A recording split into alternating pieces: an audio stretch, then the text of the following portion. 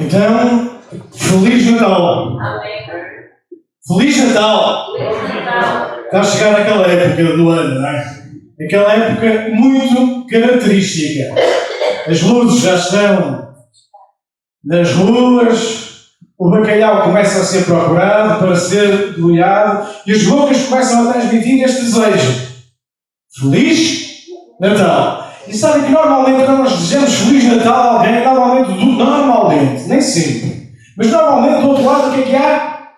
Um sorriso. Alguém vai nos responder, obrigado, para si também. Então, hoje, não podia deixar de ser, o tema da nossa meditação, da nossa pregação nesta tarde, é o quê?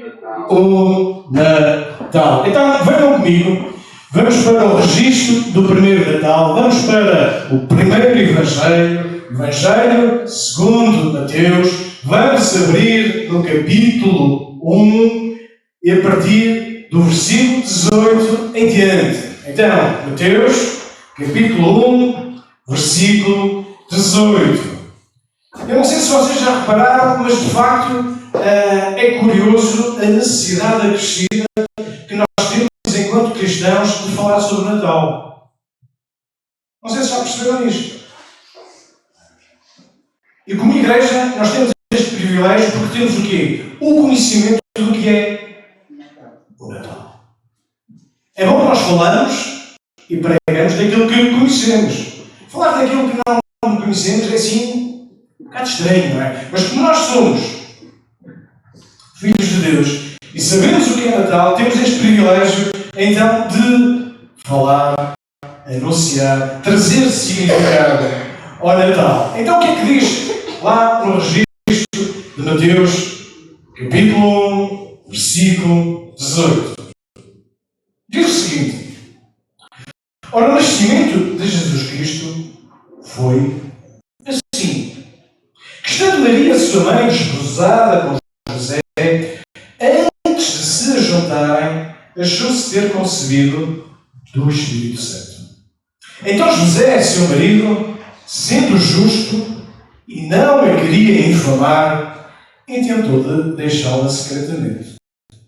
E pensando ele nisto, eis que em sonho lhe apareceu um anjo do Senhor, dizendo: José, filho de Davi, não temas receber a Maria, tua mulher, porque o que nela está gerado é do Espírito Santo.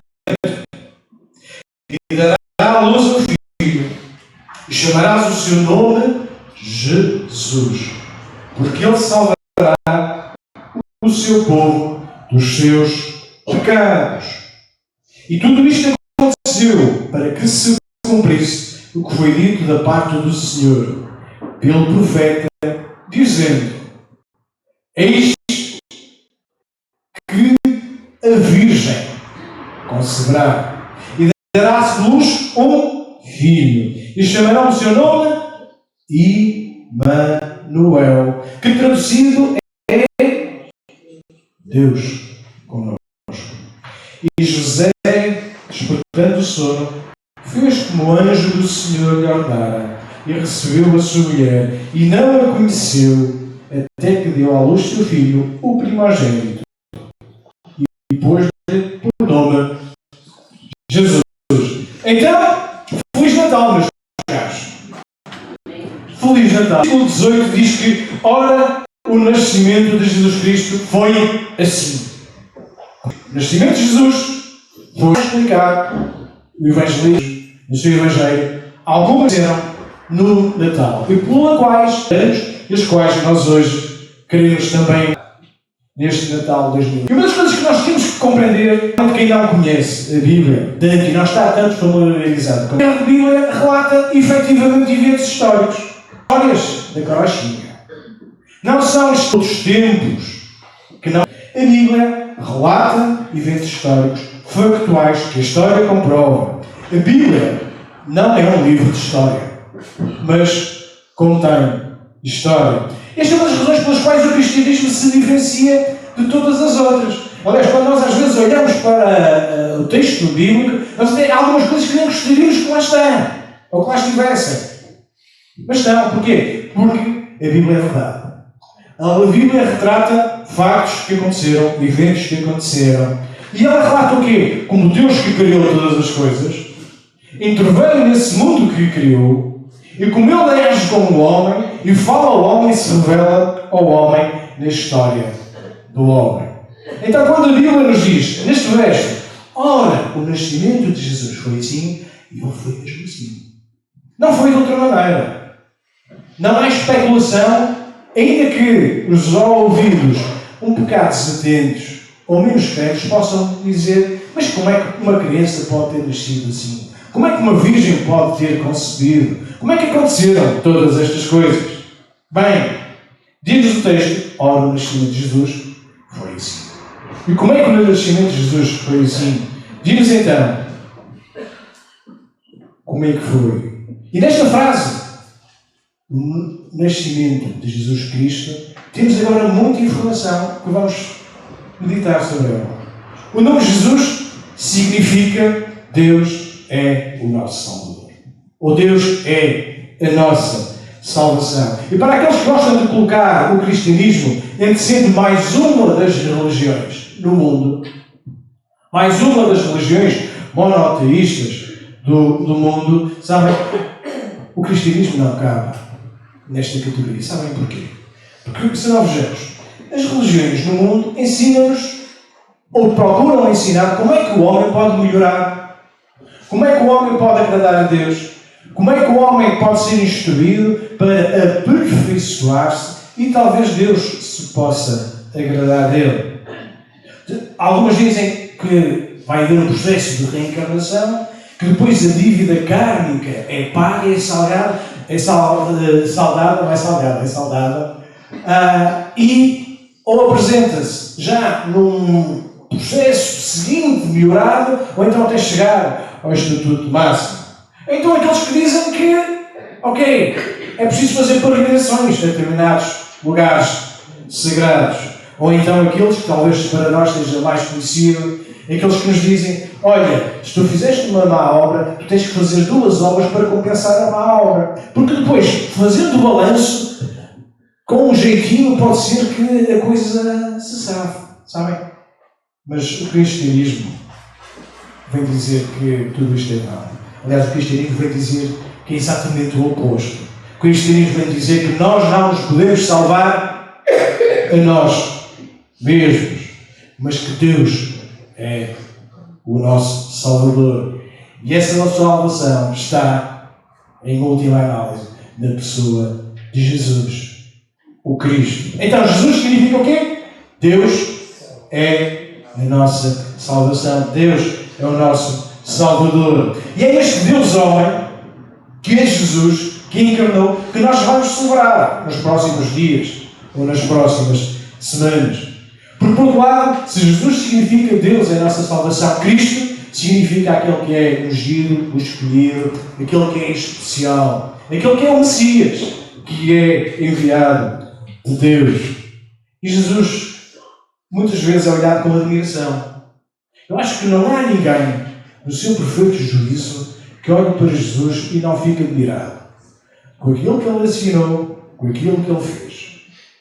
Mas uma coisa é ficar admirado, outra coisa é crer quem Jesus era, porque ele não era apenas um bom mestre, ele não era apenas um bom homem que estava atento à necessidade dos outros, que veio trazer uma dimensão muito mais abrangente daquilo que era a lei judaica. Não. Jesus é o Deus homem.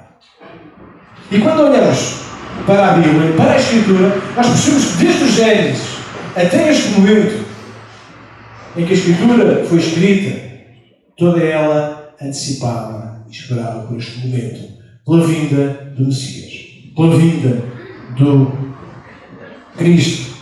Aliás, o nascimento de Jesus cumpriu várias profecias. E nós vamos ver algumas delas. Pelo menos 2 nesta tarde. 700 anos antes. Foi profetizado que Jesus ia nascer de uma virgem. Eu não sei se algum de vocês que aqui está, alguma vez alguém profetizou o vosso nascimento. Se calhar Mas uma coisa vos garanto, não foi 700 anos antes de certeza. Mas vejam, como Deus está no controle de todas as coisas. E Ele deixou-nos este registro para quê? Para que tu possas crer que este Jesus que nasceu há 2000 anos atrás, lá numa vila remota de Israel, era o Messias esperado. E Ele não era apenas o Messias esperado, era o Messias esperado, relatado e previsto há dezenas, há centenas de séculos antes. Era o menino que viria nascer e que viria trazer a salvação. E nós vemos alguns detalhes nas profecias acerca do nascimento de Jesus que não é normal. Muitos fazem profecias. Sabem quantas vezes o mundo já acabou e nós ainda aqui estamos? Já muitos fizeram a profecia do fim do mundo, ou não? Era no final do século XX, que era a virada do milénio. Ainda aqui estamos. O mundo não acabou. É fácil fazer profecias. No final deste ano, muitas profecias vão ser geradas. Normalmente, todas contraditórias. Uns dizem uma coisa e outros dizem outra. Sabe porquê? Porque estas profecias não vêm de Deus. Mas a profecia, quando vem de Deus, a palavra, quando vem proclamada, revelada da parte de Deus, seja por profetas, seja por anjos, seja por que é que seja, ela vai se cumprir. Então, nós vemos aqui que no primeiro Natal foi o cumprimento também das profecias do passado. E esta pessoa que nós celebramos no Natal, que é a pessoa de Jesus, é a pessoa mais notável, conforme nos dizia há pouco. Mais ninguém deixou um legado tão significante. Então, quando nós olhamos para o Natal, o que é que nós vemos? Nós temos necessariamente que ver Jesus. Isto não é uma frase feita. Dizer que o Natal é Jesus não é uma frase feita. É uma necessidade. Porque, sabem, eu olho para o Natal que estamos a viver nos dias de hoje e procuro Jesus nesse Natal. E Ele não está lá. Eu procuro Jesus em muitas das festividades, em muitas das celebrações, em muitos dos motivos para celebrar Natal, mas não vejo Jesus. Onde está Jesus? Nas luzes? Nas prendas? Nos encontros ou reencontros familiares? Nas rabanadas? Nas prendas no bacalhau? Por muito bom que isto seja, na generosidade que nós vemos que acontece, onde está Jesus? É bom? É. Mas generosidade não tem a ver com o Natal. Família não tem a ver com o Natal. Mercados de Natal estão em moda, não tem a ver com Jesus. Então, nós vemos no texto, e o evangelista Mateus relata-nos que ele encarnou, ele desceu e ele surgiu na história do homem. Estando Maria, versículo 18, sua mãe desposada com José. Então, o nascimento de Jesus foi assim. Estando Maria, sua mãe, desposada com José. Qual era o nome da mãe de Jesus? Bem, esta é fácil. Esta não dá direito a prémio. O nome da mãe de Jesus era Maria. E agora o relato vai-nos falar desta mulher extraordinária que Deus usou. Diz-nos que ela estava desposada, ou seja, estava prometida em casamento. Mas para isso já lá vamos. Quem era esta Maria? Bem, provavelmente ela era jovem, muito jovem. Mesmo muito jovem. Talvez ela não seria muito rica. Ou provavelmente até seria relativamente pobre. Era aquilo que nós podemos considerar uma camponesa. Ela vivia numa zona remota, lá no norte de Israel. Uma aldeia, uma vila pequena. E diz-nos então que Maria estava já naquela fase em que já estava a olhar para aquele dia especial que todas as mulheres têm, que é o quê? Que é quando vão casar.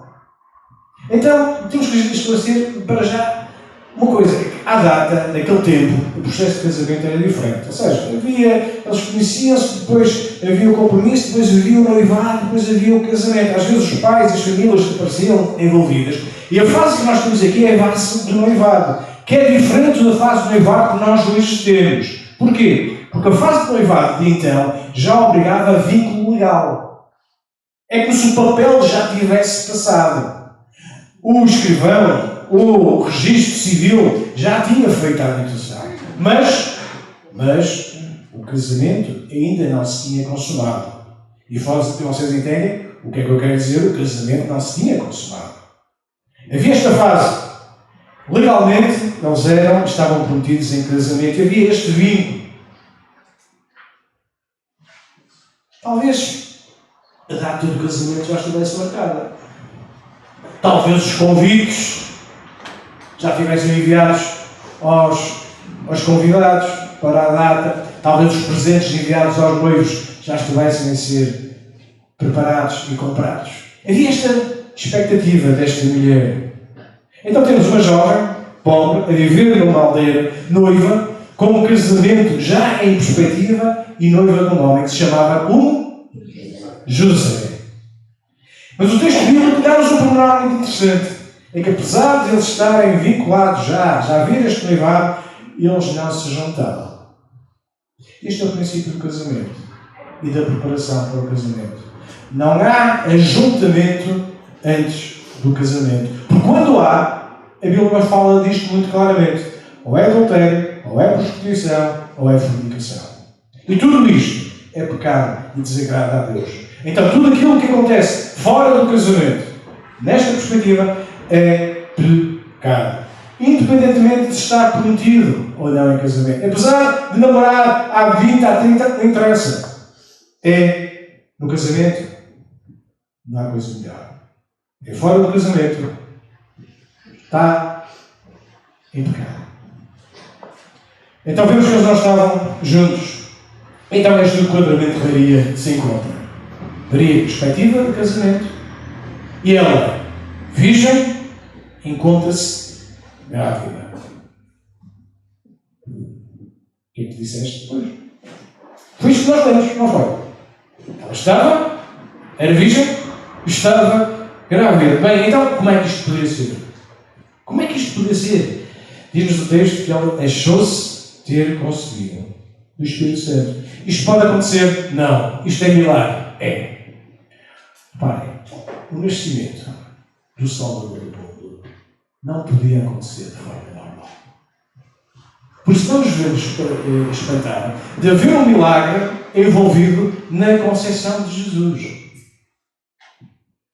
Vemos, e diz o texto, e se fôssemos ler do Evangelho de Lucas, que é o Evangelho que nos relata também o nascimento de Jesus, nós íamos ver que Maria tinha sido informada por um anjo de que isto viria a acontecer.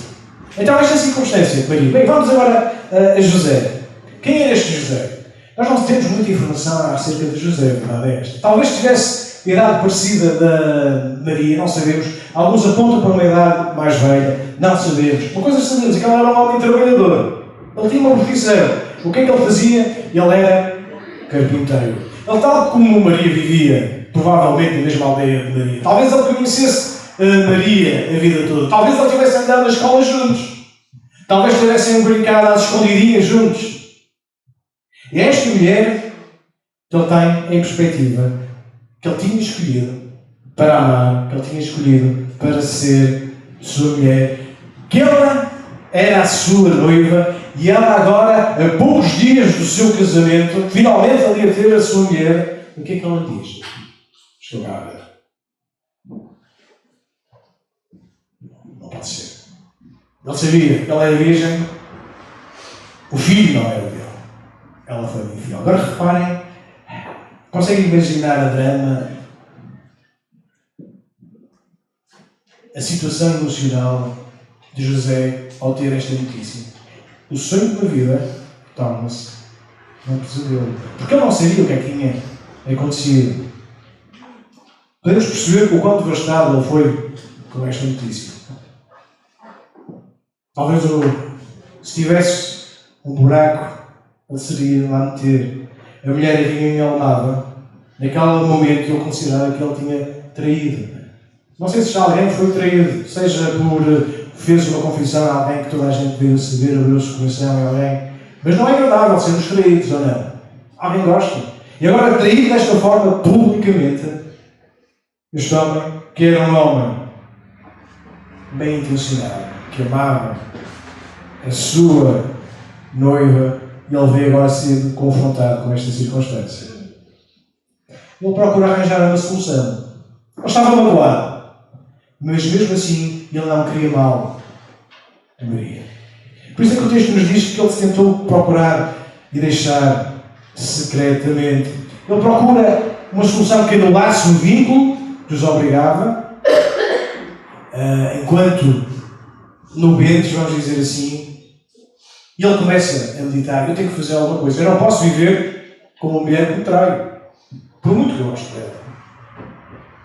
E apesar de magoado, apesar de ressentido e com legitimidade para isso, mesmo assim nós vemos que José não pretendia vingar-se de Maria.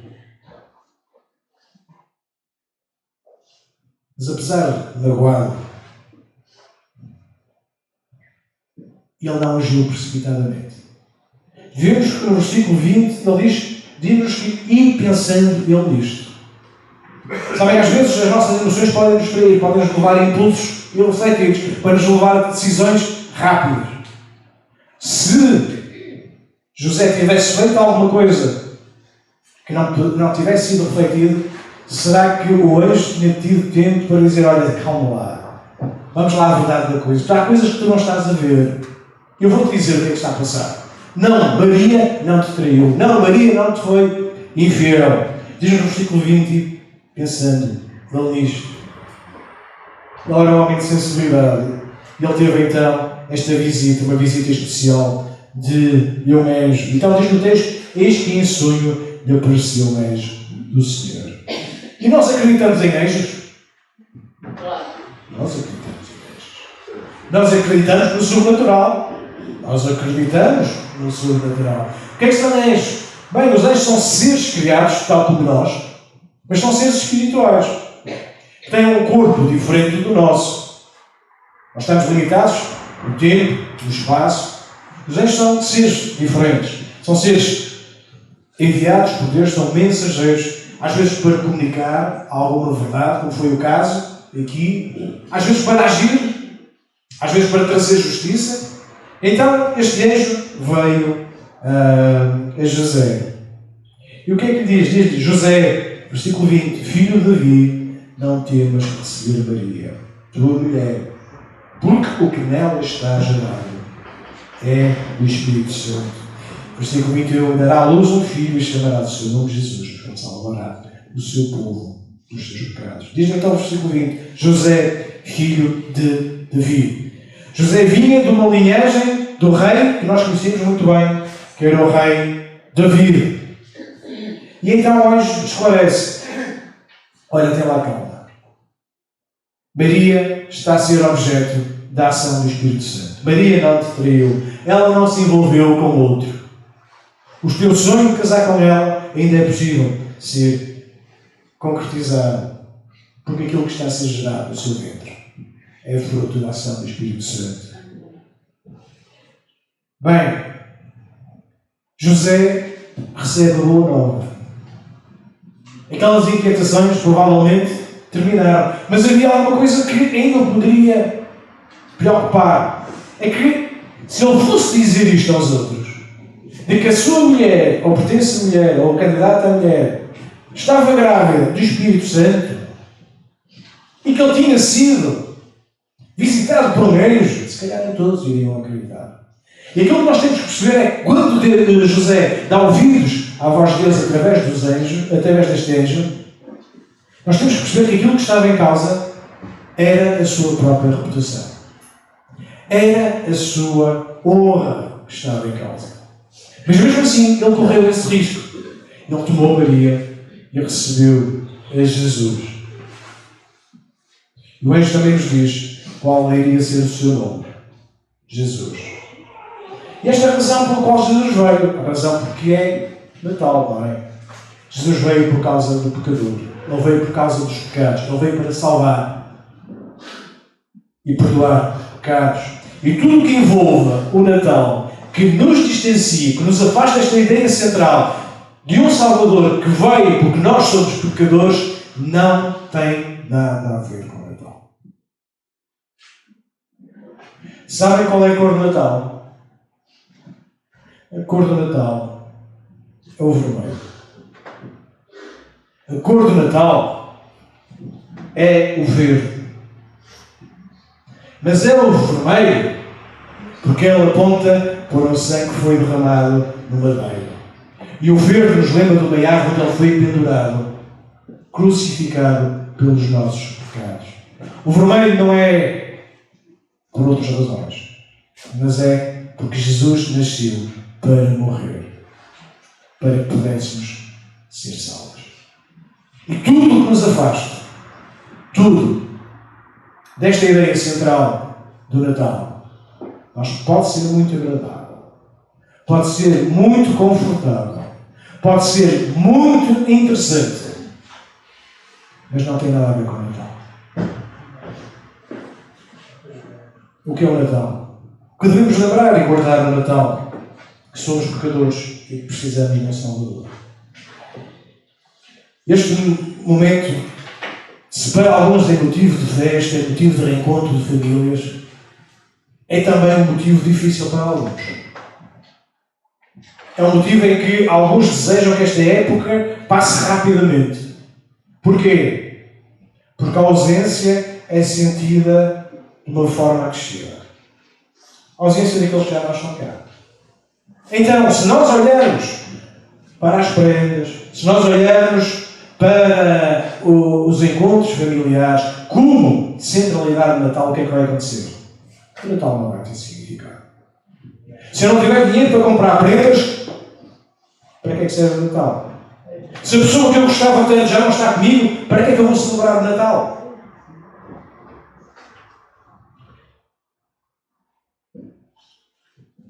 Este momento é também um momento de oportunidade para chegar àqueles que eventualmente se sentem sozinhos. Aqueles que eventualmente se sentem de uma forma mais dolorosa tempos de solidão. Não sei se vocês já viram, há uma campanha que eu acho muito interessante de uma operadora portuguesa, que é nós. Eles basicamente dizem, e agora vou citar de memória, se não for assim podem me corrigir, está bem? Neste ano, partilha atenção. E depois diz que aumenta os números de minutos e não interessa. Mas este ano, partilha atenção. E dá mais um dado, que 1 em 5 pessoas se sente desamparado. Sozinha, em solidão. E depois na fase final, eles de alguma forma motivam as pessoas a enviar uma mensagem ou um problema, o que é que seja, e depois diz na parte final, e se és tu que estás a precisar de uma mensagem, acede a este site e basicamente é nós.pt/solidão. Achei isto muito curioso, vindo da parte de uma empresa. Porque nós, como igreja, devemos ter isto em atenção. Se calhar devemos ter uma linha SOS. Neste momento, como igreja, temos a oportunidade de mostrar amor neste Natal. Não com prendas, mas com atenção, mas com cuidado. Porque a verdade do Natal, conforme vos dizia, nós somos pecadores. Nós precisamos de um Salvador. Porque, tal como dizia no início, nós somos incapazes de nos salvar a nós próprios. A religião não salva, a moral não salva, a espiritualidade e a religiosidade não salva, as obras não salvam. E só Jesus nos pode salvar. Só Jesus. E se este Natal pode ser um Feliz Natal, é na medida em que nós encontrarmos propósito nessa celebração. No reencontro. Jesus é então este Deus homem. Ele não é apenas o melhor entre os pecadores. Ele é aquele que veio salvar os pecadores. Versículo 22 diz: E tudo isto aconteceu para que se cumprisse o que foi dito da parte do Senhor como profeta, dizendo: eis que a Virgem conceberá e dará à luz um filho, e lhe chamarão o seu nome Emanuel, que traduzido é Deus connosco. E a dimensão da solidão humana desaparece quando nós percebemos que Deus está connosco.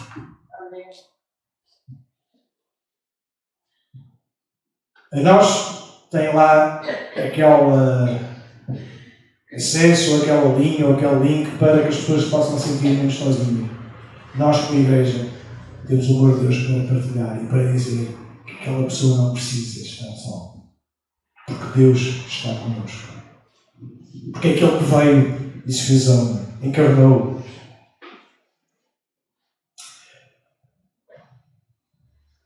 Diz-nos aqui o anjo que isto aconteceu para que a promessa que havia sido profetizada se cumprisse. Eis que a Virgem conceberá. E aquilo que o anjo está-se a referir à profecia que nós encontramos em Isaías, no capítulo 7, e versículo 14.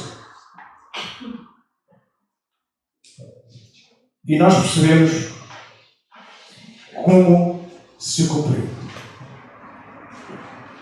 A Virgem conceberá, dará à luz um filho e chamará o seu nome Emanuel. E a dimensão de que o Emanuel é o próprio Jesus, que é o próprio Deus, tem que fazer diferença. Olha, as pessoas que estão ao teu lado no Natal, provavelmente em janeiro já não vão estar, ou poderão estar. Mas o que é que vai ficar deste teu Natal, deste 2022? O que é que vai ficar? Uns quilos a mais, para alguns. Uns restos para fazer farrapo velho no ano novo. As sobras, os presentes a serem trocados na correria dos saldos. O que é que vai sobrar neste Natal? A resposta só tu a poderás dar. O que é que vai sobrar? Porque o dia 24 vai passar para o dia 25. O dia 25 vai passar para o dia 26. O que é que vai sobrar? Deus connosco, o Emanuel. Nos lembra que Deus veio em humildade. Nos lembra que Deus nos procura. Nos lembra que Deus pretende estar não apenas ao nosso lado, mas em nós. E no Evangelho de João nós encontramos uma descrição, se calhar um bocadinho diferente daquela que nós estaríamos a pensar acerca do Natal e que encontramos lá em Mateus e Lucas, mas em João também fala do Natal. Vejam o que é que diz, logo no capítulo 1, no versículo 1. No princípio era o Verbo, e o Verbo estava com Deus, e o Verbo era Deus. Muito semelhante ao primeiro versículo da Bíblia, não é? Depois continua. Ele estava no princípio com Deus. Todas as coisas foram feitas por Ele, e sem Ele nada foi feito se fez. Nele estava a vida, e a vida era a luz dos homens. E a luz resplandece nas trevas, as trevas não a compreenderam. E o Verbo, versículo 14, se fez carne, habitou entre nós, e vimos a sua glória como a glória do unigênito do Pai, cheio de graça, cheio de verdade. E isto é Natal. Isto é Natal. Deus vem em humildade tornar a forma humana, o bebê nascido, não num trono, mas numa manjedoura. Não em riqueza, mas em pobreza. Não numa grande cidade, mas numa pequena vila. Ou numa pequena aldeia. Do Belém. Versículo 24. E José, despertando do sono. Eu não sei se alguns já precisam estar a ser despertados do sono. Pode ser que sejam visitados por um anjo, entretanto. Se não, vamos continuar a ouvir. E vamos continuar então. Estamos agora no versículo 24. E José, despertando do sono, fez como o anjo do Senhor lhe ordenara. E uma das coisas que nós encontramos na vida de José, nós não encontramos muitas citações, muitas referências a José, mas do pouco que nós percebemos é que José fala pouco e obedece muito. Ele ouviu o anjo a falar e ele obedeceu. E os dias atrás do anjo, olha, casa com Maria, anda, toma aquele bebê não é teu filho, é meu filho, mas cuida dele. E José obedece. E José mostra-nos que a obediência é uma demonstração de fé. E esta obediência simples, esta obediência pronta, esta obediência imediata, nós vemos na vida de José. Ele casa com Maria, não tem qualquer contato íntimo, até que ela tem Jesus, mas depois ele tem a sua família. Porque Maria teve mais filhos com José. Vamos agora avançar rapidamente para o capítulo 2. E percebemos agora uma outra cena que de alguma forma nós identificamos com o Natal, mas que aconteceu algumas semanas ou até meses mais tarde. Então, a continuar no capítulo 2, no versículo 1, diz o seguinte: E tendo nascido Jesus em Belém de Judeia, no tempo do rei Herodes, eis que os magos vieram do Oriente a Jerusalém, dizendo: Onde está aquele que é nascido rei dos judeus? Porque vimos a sua estrela no Oriente e viemos adorá-lo. E o rei Herodes, ouvindo isto, perturbou-se e toda a Jerusalém com ele. E congregados todos os principais sacerdotes e os escribas do povo, perguntou-lhes onde havia de nascer o Cristo. Eles lhes disseram: Em Belém de Judeia, porque assim está escrito pelo profeta. E tu, Belém, terra de Judá, de modo nenhum és a menor entre as capitais de Judá, porque de ti sairá o guia que há de apacentar o povo de Israel. Então Herodes, chamando secretamente os magos, inquiriu exatamente deles acerca do tempo em que a estrela lhes aparecera. E viemos a Belém, disse: Ide, perguntai diligentemente pelo menino, e quando o achares, participai-mo, para que eu também vá e adore. E tendo eles ouvido o rei, partiram, eis que a estrela que tinham visto no Oriente ia adiante deles, até que chegando se deteve sobre o lugar onde estava o menino. E vendo eles a estrela, regozijaram-se muito com grande alegria. E entrando na casa, acharam o menino com Maria, sua mãe, e prostrando-se o adoraram, e abrindo os seus tesouros, ofertaram dádivas: ouro, incenso e mirra. E sempre por divina revelação avisados no sonho, para que não voltassem para junto de Herodes, partiram para a sua terra pelo caminho. Bem, Jesus nasceu. E agora? José acolheu a sua família, torna-se o seu pai adotivo, e agora o relato leva-nos para estes personagens que nós não percebemos muito bem de onde aparecem. Os chamados Reis Magos. Nós não sabemos muito acerca destes Reis Magos. Mas já não sabemos se eram reis ou se eram magos. Começa já por aí. Mas percebemos algumas características que eles tinham. Eles aparecem assim na história, no relato, vindos quase que do nada. Não sabemos quantos eram. Vocês dizem, eram 3. A Bíblia não diz. Podiam ser 3, podiam ser 4. E eventualmente podiam ser. De onde vinham? Não sabemos. Uma coisa sabemos. Isto sabemos com certeza. Não eram judeus. Eram pagãos. E sabemos pela descrição, provavelmente, eles eram uma espécie de, não sei simpático agora, astrónomos místicos. Está bem? Assim gostavam de olhar para o céu, para as estrelas, para a lua, e procuravam respostas. Bem, é assim que eles entram na nossa narrativa do Natal. E aparecem em quê? À procura de um menino. Homens leves, instruídos, educados, homens de posses. E vêm à procura de um menino. E dizem-me porque é que o vêm? Porque viram uma estrela. Porque viram uma estrela. E eles vieram então para quê? Para adorar. É interessante que nós vemos que estes não cristãos, estes pagãos, estes filhos das trevas, vêm à procura de Jesus para o adorar. E quando vêm na sua ignorância ao lugar errado. Vêm aonde? A Herodes. E vêm perguntar onde está o rei dos judeus. E reparem que, por causa desta precipitação dos magos terem vindo ao lugar errado, eles não seguiram a estrela, eles vieram a Herodes porque pensavam: se o rei dos judeus nasceu, onde é que ele tem que estar? Num palácio. Mas Jesus não estava no palácio.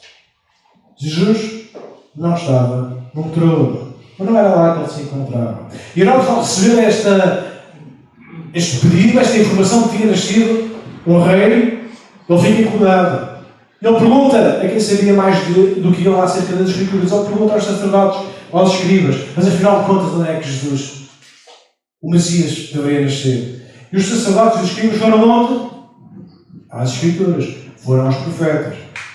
Isto deve fazer lembrar o quê? Que se eu quero saber alguma coisa acerca de Deus, onde é que eu vou? Vou ao médico? Vou ao mecânico? Quando eu quero conhecer mais acerca de Deus, onde é que eu vou? À Escritura Sagrada. Eu não vou ouvir um conceito de um amigo. Eu vou à Escritura. Porque é lá que Deus se revela, em primeira instância. E a revelação está completa.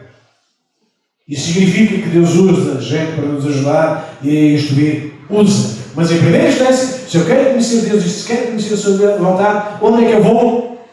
À Escritura. E aqui eles estiveram bem. E depois, quando Herodes ouve a resposta de que seria em Belém, bem, ele não ficou muito satisfeito. O nascimento de Jesus podia ter mesmo acontecido. O nascimento de um rei podia mesmo ter acontecido. Isto por tudo, não apenas ele,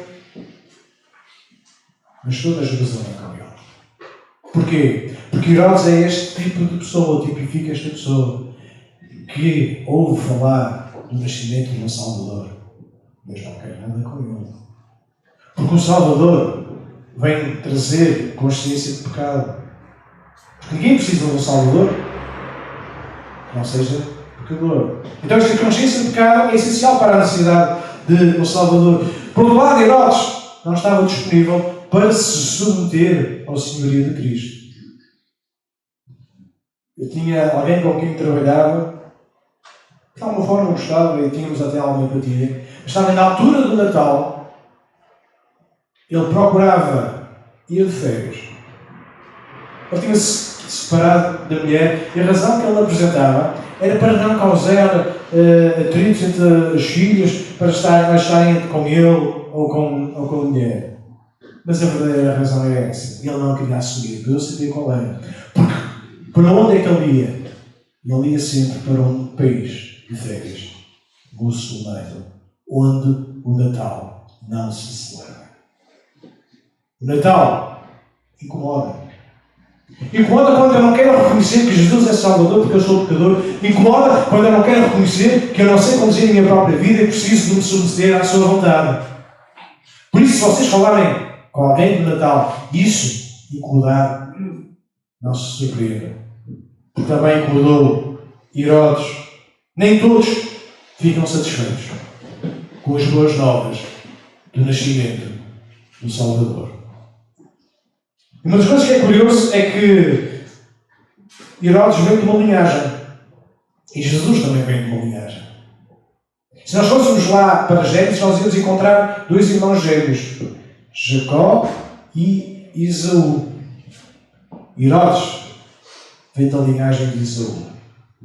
Jesus vem da linhagem de Jacó. E este conflito entre irmãos se verifica aqui neste episódio também.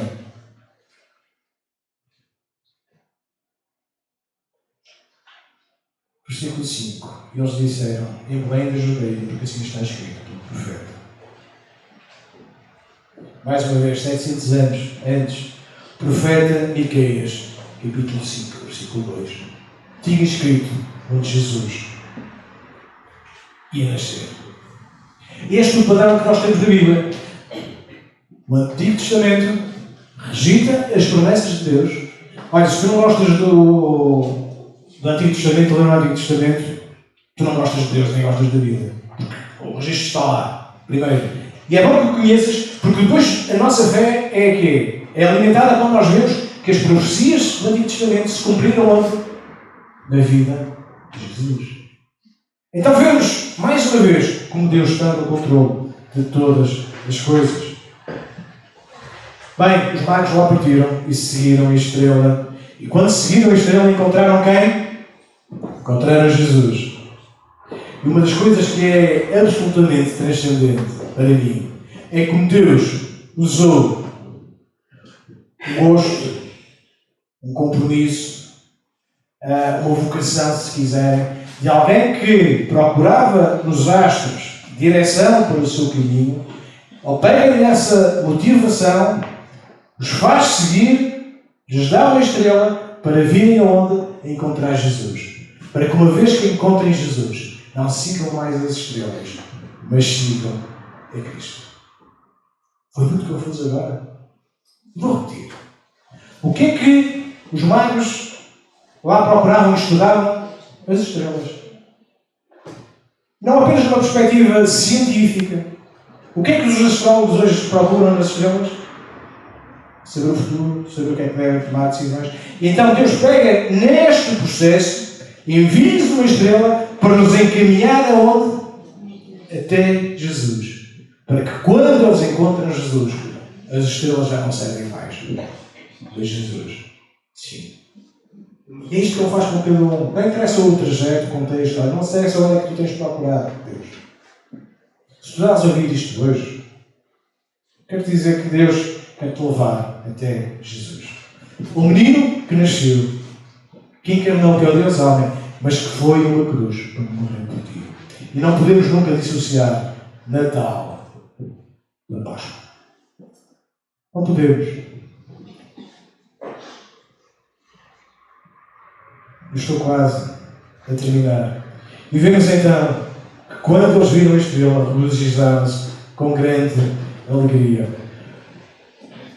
Quando nós encontramos Cristo, a nossa alma alegra-se.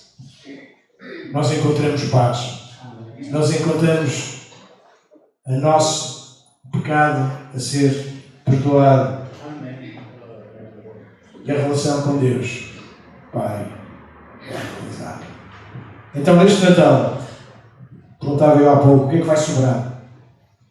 Eu espero que permaneça um encontro com Cristo, entre ti e Ele. Entrando na casa, acharam o menino com sua Maria, sua mãe, e prostraram-se, o adoraram. E aí, abrindo os seus tesouros, ofertaram dádivas, ouro, incenso e mirra. E depois voltaram, não mais pelo mesmo caminho. Vieram, encontraram Jesus, adoraram. A manifestação da sua adoração se concretizou na oferta, ouro, a sua realeza, incenso, lembrando o sumo sacerdote que ele é, e também a mirra, lembrando a sua humanidade, que mais tarde iria ser levando a uma cruz, iria ser embalsamado. Eu não sei se alguns de vocês, no vosso aniversário, ou quando nasceram, estão a ver aqueles baby showers, aquelas festas de apresentação de bebés. Quando a criança está para nascer, depois as mães ficam muito contentes e fazem aquela festa de preparação para... Acho que é baby shower, acho que é. Obrigado. E faz. Agora imaginem estar a fazer um baby shower e oferecerem-nos ao vosso filho líquido de embalsamar. Líquido de embalsamar. Da funerária. Estranho, não? Mas foi isto que eles fizeram a Jesus. E este é o significado da sua humanidade. Que mais tarde ele iria a um sepulcro, iria ser embalsamado, mas depois iria ressuscitar e ascender aos céus. Isto é necessário para que a promessa de que iria voltar também pudesse acontecer. Comecei por desejar-vos um feliz Natal. Desejo-vos um feliz Natal. Os magos que vieram a Jesus tiveram um feliz Natal. Porquê? Porque quando viram Jesus, tiveram a revelação de quem ele era. E quando tu olhas para o Natal, o meu desejo é que tu possas ver Jesus. Eu gostava agora de terminar com uma música. Ela está em inglês, mas está traduzida. Nós vamos ver o vídeo. A letra revela-nos uma série de perguntas que são endereçadas a Maria, a mãe de Jesus. Mas estas perguntas podem e devem ser feitas a cada um de nós. E é bom que nós encontremos essas mesmas respostas. E que Deus nos dê graça. Amém. Para que percebamos que estas respostas que encontramos na palavra, elas são verdadeiras e elas testificam daquilo que é o verdadeiro Natal. Por isso, Feliz Natal.